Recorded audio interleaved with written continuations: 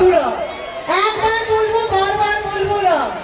এবার পুজোয় কি ছবি দেখতে হবে